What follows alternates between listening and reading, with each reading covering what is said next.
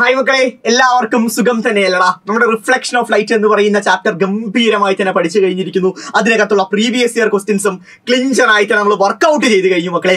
ഇനി നമ്മുടെ ലൈവിനകത്ത് നമ്മൾ ഡിസ്കസ് ചെയ്യാത്ത ഒരു കുഞ്ഞു ടോപ്പിക്കാണ് മക്കളെ, സമതല ദർപ്പണങ്ങളുടെ പ്രതിബിംബ രൂപീകരണം അഥവാ പ്ലെയിൻ മിറേഴ്സിന്റെ ഇമേജ് ഫോർമേഷൻ എന്ന് പറയുന്നത്. ഈ ടോപ്പിക്കിൽ നിന്ന് വെറും മൂന്ന് ചോദ്യങ്ങൾ മാത്രം നിങ്ങൾ പഠിച്ചാൽ മതി. ഇതിനപ്പുറം ഈ ടോപ്പിക്കിൽ നിന്ന് ചോദ്യങ്ങൾ നിങ്ങളുടെ പരീക്ഷയിൽ വരാൻ പോകുന്നില്ല. പക്ഷെ അത് ഏറ്റവും പ്രധാനപ്പെട്ടതാണ്. പല മോഡൽ എക്സാമിനും ഈ പറയുന്ന ചാപ്റ്ററിൽ നിന്ന് ചോദ്യങ്ങൾ ചോദിച്ചിട്ടുണ്ട്. സോ മക്കളെ, നിങ്ങളുടെ ക്രിസ്മസ് എക്സാമിന് ഉറപ്പായും ഈ ടോപ്പിക് വളരെ ഇമ്പോർട്ടന്റ് ആണ് മക്കളെ. കാരണം ഈ ടോപ്പിക്കിൽ നിന്ന് ക്രിസ്മസ് എക്സാമിന് ചോദ്യം ചോദിക്കാനുള്ള സാധ്യത വളരെയധികം കൂടുതലാണ്.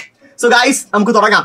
സോ നേരിട്ട് ചോദ്യങ്ങളിലോട്ട് കടക്കുന്നതിന് മുമ്പ് ഈ ടോപ്പിക്കിനകത്ത് എങ്ങനെയാണ് ഒരു പ്ലെയിൻ മിററിനകത്ത് പ്രതിബിംബ രൂപീകരണം നടക്കുന്നത്, എങ്ങനെയാണ് അവിടെ ഇമേജ് ഫോർമേഷൻ നടക്കുന്നത് എന്ന് നമുക്ക് വളരെ സിമ്പിൾ ആയി നോക്കാം. അതിന്റെ കാര്യങ്ങൾ മനസ്സിലാക്കിയിട്ട് അതിൽ നിന്ന് പ്രീവിയസ് ഇയർ എക്സാംസിന് ചോദിച്ചിട്ടുള്ള ചോദ്യങ്ങളിലോട്ട് കടക്കാം. ഗൈസ്, സോ ശ്രദ്ധിക്കുക, ഈ ഒരു റേ ഡയഗ്രാം, ഈ ഒരു ചിത്രം നിങ്ങളുടെ മനസ്സിനകത്ത് വേണം. ഇത് വരയ്ക്കാൻ പരീക്ഷകളിൽ ചോദിക്കാറുണ്ട്. സോ ഇത് നിങ്ങൾക്കറിയണം. സോ എന്താ സംഭവിക്കുന്നത് നമുക്ക് നോക്കാം.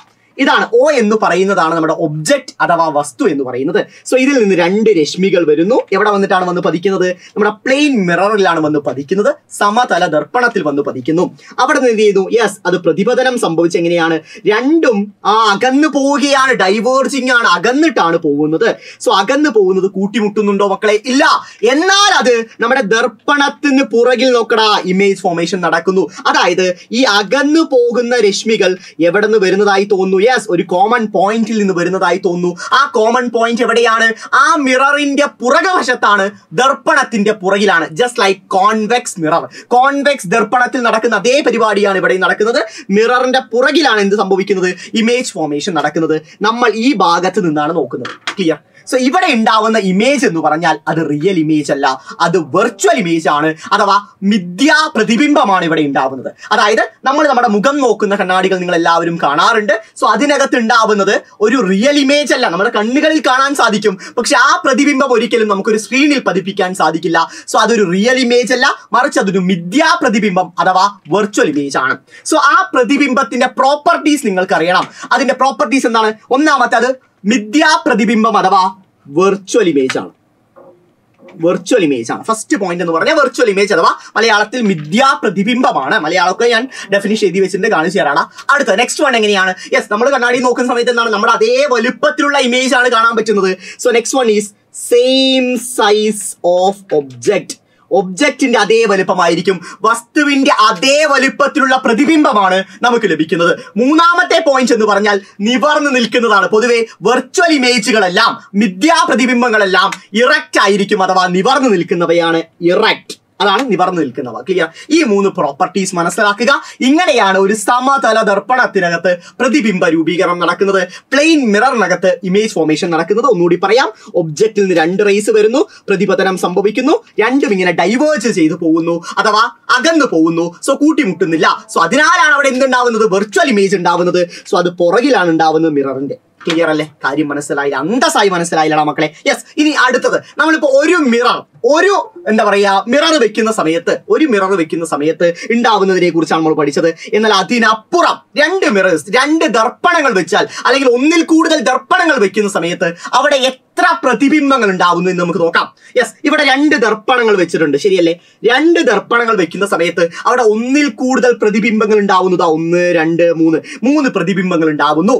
സോ ഇങ്ങനെയുള്ള കാര്യങ്ങൾ, ഈ എണ്ണം എങ്ങനെ കണ്ടുപിടിക്കാൻ പറ്റും, അല്ലെങ്കിൽ ഇത് ശരിക്കും എങ്ങനെയാ സാറേ സംഭവിക്കുന്നത് എന്ന സംശയം നിങ്ങൾക്ക് എല്ലാവർക്കും ഉണ്ടാവില്ലേ? സോ ഞാനൊരു എക്സാമ്പിൾ നിങ്ങൾക്ക് കാണിച്ചു തരാം. മാരി സിനിമയിലെ ധനുഷിന്റെ ഒരു ഫോട്ടോ ആണ്. ഇതിനകത്ത് നോക്കടാ, ധനുഷ് ഷർട്ട് ഇടാതെ ഇങ്ങനെ നിൽക്കുന്നുണ്ടല്ലേ, കാണുന്നില്ലേ? യെസ്, ഒരു ധനുഷേ ഉള്ളൂ. എത്ര ഇമേജുകൾ ഉണ്ട് ധനുഷിന്റെ? ചിത്രത്തിൽ തന്നെ 3 കാണാൻ പറ്റുന്നുണ്ട്. 3 ഇമേജുകൾ ഫോം ചെയ്തിട്ടുണ്ട്. കാരണം എന്താണ്? യെസ്, അവിടെ 3 മിറേഴ്സ് ഉണ്ട്, 3 പ്ലെയിൻ മിറേഴ്സ്.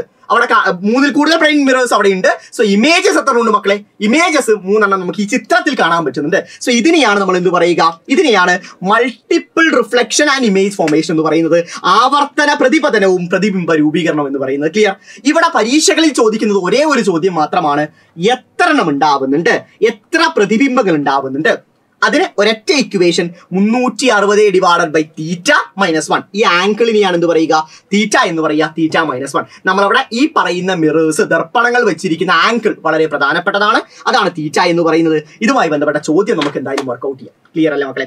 സോ ഈ ടോപ്പിക്കിൽ നിന്ന് ഈ കൺസെപ്റ്റുകൾ നിങ്ങൾ മനസ്സിലാക്കിയാൽ മതി. സോ ഇത് എത്രത്തോളം സാറേ പരീക്ഷയ്ക്ക് വരുമെന്ന സംശയം നിങ്ങൾക്ക് ഉണ്ടാവും. ഞാനൊരു കാര്യം പറഞ്ഞിട്ടുണ്ട്, പഠിപ്പിച്ചു തരുന്നതിനപ്പുറം അത് പരീക്ഷയിൽ എങ്ങനെ വരുന്നു, ആ പരീക്ഷയിൽ വരുന്നതിന് എങ്ങനെ സോൾവ് ചെയ്യാം എന്നാണ് എപ്പോഴും ഞാൻ നിങ്ങൾക്ക് പറഞ്ഞു തന്നിട്ടുള്ളത്. സോ അതിലോട്ടാണ് കടക്കാൻ പോകുന്നത് guys. The previous year questions. So ആദ്യത്തെ എന്ന് പറഞ്ഞാൽ മോഡൽ എക്സാം 2021 മോഡൽ എക്സാമിന് ചോദിച്ച ചോദ്യമാണ് നമ്മൾ വർക്ക്ഔട്ട് ചെയ്യാൻ പോകുന്നത്. അന്തസ്സായി തന്നെ പഠിക്കാൻ പോവാണ്, എല്ലാവരും ശ്രദ്ധിച്ചിരിക്കുക. സിമ്പിളാണ്. Choose the wrong diagram related to the reflection of light in a plane mirror. സമതല ദർപ്പണത്തിലുള്ള റിഫ്ലക്ഷൻ പ്രതിപതനവുമായി ബന്ധപ്പെട്ട ചിത്രങ്ങൾ തന്നിരിക്കുന്നു. തെറ്റിയതേത്? ഏത് ചിത്രമാണ് തെറ്റായത്? നോക്കടാ, ABCD എന്ന് പറഞ്ഞ് 4 ചിത്രങ്ങൾ തന്നിട്ടുണ്ട്. ഇതിൽ ഏതാണ് തെറ്റായിട്ടുള്ളത്? നോക്കടാ മക്കളെ, ഇതിനകത്ത് എങ്ങനെയാണ്? നോർമലിലൂടെ, ലംബത്തിലൂടെ തന്നെ കടന്നു വരുന്നു, അതേ ആംഗിളിൽ തന്നെ പോകുന്നു. ശരിയല്ലേ? ശരിയാണ്, പ്രശ്നമില്ല.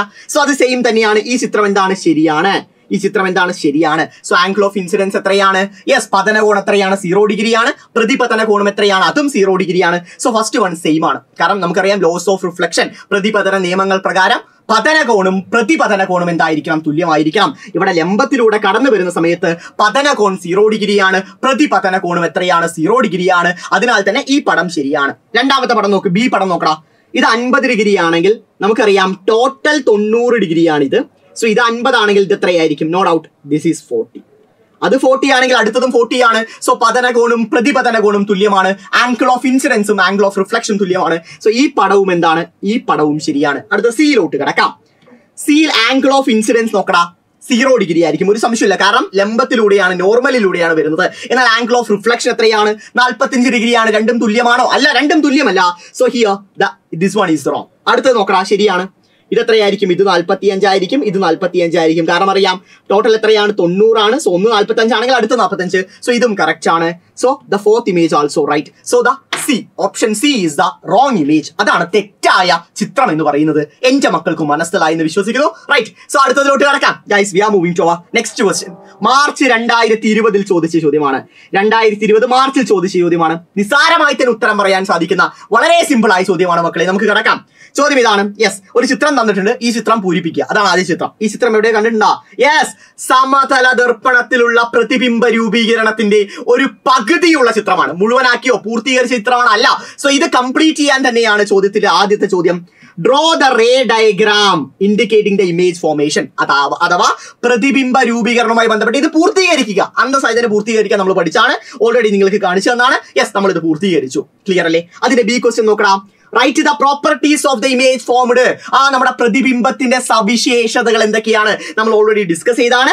മിഥ്യാ പ്രതിബിംബം അഥവാ വെർച്വൽ ഇമേജ് ആണ്. വസ്തുവിന്റെ അതേ വലുപ്പമാണ്, same size of the object ആണ്, നിവർന്നതാണ്, ഇറക്റ്റ് ആണ്. നമ്മൾ പഠിച്ച കാര്യമല്ലേ? സോ ആ പ്രോപ്പർട്ടീസും പരീക്ഷകളിൽ ചോദിച്ചിട്ടുണ്ട്. അതും എന്റെ മക്കൾക്ക് അറിയണം. റൈറ്റ് ഗൈസ്, തേർഡ് ക്വസ്റ്റ്യൻ അവസാന ചോദ്യത്തിലോട്ട് കിടക്കുന്നു. ഈ പറയുന്ന 3 ചോദ്യങ്ങൾക്കപ്പുറം ഈ ടോപ്പിക്കിൽ നിന്ന് പരീക്ഷയിൽ ചോദ്യം വരില്ല. അണ്ണൻ നിങ്ങൾക്ക് ഉറപ്പ് വരുന്നു മക്കളെ. അതിനപ്പുറം നിങ്ങൾ പഠിക്കേണ്ട ആവശ്യമില്ല. This is enough guys. Right, ശ്രദ്ധിക്കുക. If 2 plane mirrors are placed at an angle 60 degree, 2 സമതല ദർപ്പണങ്ങൾ 60 ഡിഗ്രി കോൺ വ്യത്യാസത്തിൽ വെച്ചിരിക്കുന്നു. റൈറ്റ്, അവിടെ എത്ര ഇമേജുകൾ ഫോം ചെയ്യും? നമുക്കറിയാം അവിടെ ഉണ്ടാവുന്ന പ്രതിബിംബങ്ങൾ എത്രണ്ണമായിരിക്കും എന്നാണ് ചോദിച്ചിരിക്കുന്നത്. എണ്ണമാണ്. എന്നാണ് കണ്ടുപിടിക്കേണ്ടത്. നിസ്സാരമല്ലടാ മക്കളെ. ഇക്വേഷൻ അറിയാം. n = 360 divided by theta minus 1 ആണ്. സോ n = 360 ബൈ തീറ്റ എത്രയാണ്? എത്ര കോൺ വ്യത്യാസത്തിലാണ്, എത്ര ആംഗിളിലാണ് മക്കളെ 2 മിററുകളും 2 ദർപ്പണങ്ങളും വെച്ചിരിക്കുന്നത്? 60 ഡിഗ്രിയിലാണ്. So 360 divide by 60 minus 1. 360 divide by 60 എത്രയാണ്? 6 ആണ്. 6 മൈനസ് 1 = 5. സോ എന്നിന്റെ വാല്യൂ എത്ര കിട്ടി?